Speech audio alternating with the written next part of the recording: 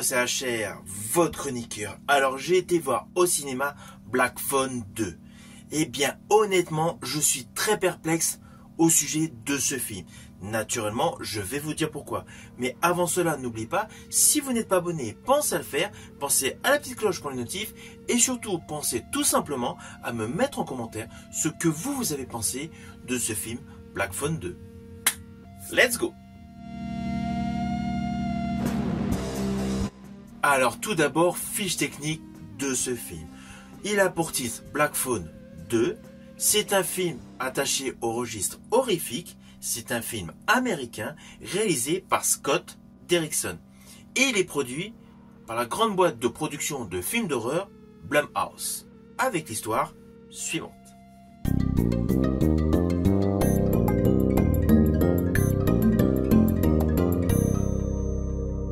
Alors ce film se situe en 1982, soit 4 ans après les terribles événements du premier film. Nous retrouvons Finney Blake, traumatisé de son expérience avec l'attrapeur. De ce fait, il est assez violent, il casse d'ailleurs la gueule à un jeune pour des futilités.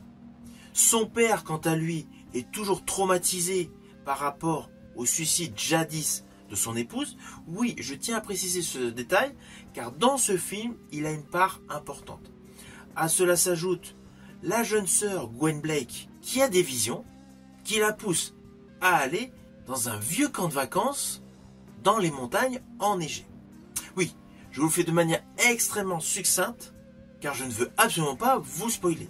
Mais sachez voilà, que le jeune Finney a toujours son appréhension par rapport au téléphone noir, téléphone qui sonne. Sa jeune sœur commence à avoir des visions autour de ce téléphone, mais surtout, elle visualise des événements passés avec énormément de détails. Ça, c'est vraiment le postulat de base de ce film. Alors d'ailleurs, la scène d'ouverture nous précise que nous allons aller vers une histoire antérieure. Car au début, nous sommes dans les années 60. Nous découvrons une femme avec une cabine téléphonique au cœur de la neige. C'est la scène d'ouverture de ce film.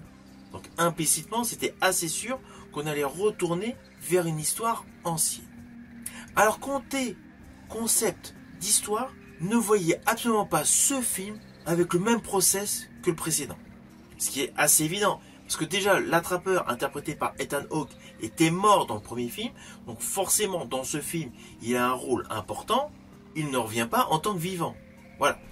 Implicitement, cela bouscule les codes du genre par rapport au premier film. C'est un détail qui m'a laissé perplexe. Car là, nous ne sommes plus avec la notion d'un serial killer et des enfants. Là, tout le monde est adulte et le serial killer agit en tant que spectre. Oui, je vous le fais comme ça parce que, en grosso modo, c'est comme cela. En fait, ce film est constitué de la même manière que jadis tous les opus de la saga Freddy Krueger. Ainsi, dans ce film, l'horreur surnaturelle et le suspense se côtoient pleinement. Car le tueur, l'attrapeur, n'est plus réel. Mais tout ce qu'il fait dans les cauchemars de Gwen se répercute dans le monde réel. Comme jadis, le personnage Freddy Krueger. Il tue des gens dans leurs cauchemars. Et bien là, dans ce film, on reprend le même concept. Avec une menace totalement invisible à l'œil humain éveillé. Alors l'ambiance visuelle et sonore est topissime. C'est extrêmement soigné. Il y a plein d'effets qui vous glacent le sang. Et je ne vous dis pas cela parce que cela se passe au cœur de la neige.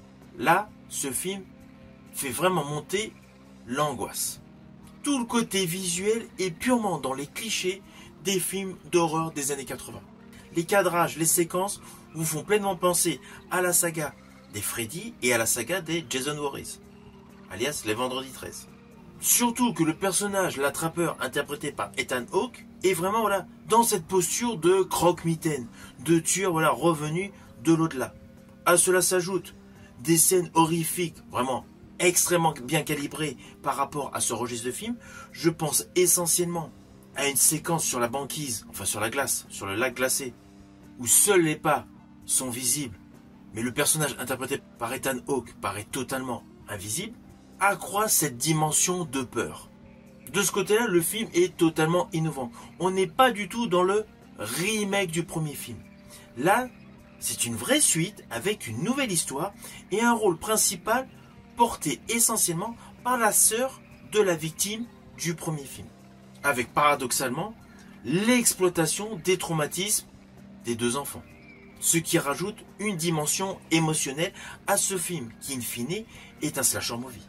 Alors justement, il y a des scènes extrêmement gore et des scènes dignes de n'importe quel film d'exorciste. Je pense notamment à une séquence où Gwen se retrouve apparemment envoûtée sur une table dans une cuisine face aux peu de protagonistes qui vivent dans ce camp isolé dans la montagne. Là, on est vraiment avec une posture de film lié à des envoûtements. Ainsi, ce film Black Phone 2 mélange pléthore de styles horrifiques, mais bascule du coup pleinement dans un film d'horreur, contrairement au premier film qui était davantage un thriller. Alors de ce côté-là, ce film est pleinement réussi, mais par contre, il y a le côté qui m'a laissé perplexe, c'est-à-dire l'ambiance des Freddy Krueger, les crimes qui se font pendant le cauchemar. C'est une notion qui me laisse totalement perplexe. Sinon, le film vaut le détour. Alors au final, naturellement, c'est un film que je vous invite à découvrir au cinéma, même si je suis quelque peu déçu de la reprise de la mythologie du personnage Freddy Krueger avec son instinct de tueur dans les cauchemars. Je préférais le côté enquête, le côté thriller du premier opus Black Phone. Mais cela n'empêche pas que ce film joue la carte de l'horreur et a pleinement les atouts pour vous divertir. C'est pour cela que je vous invite à le découvrir au cinéma. Je vous dis à bientôt pour une prochaine vidéo.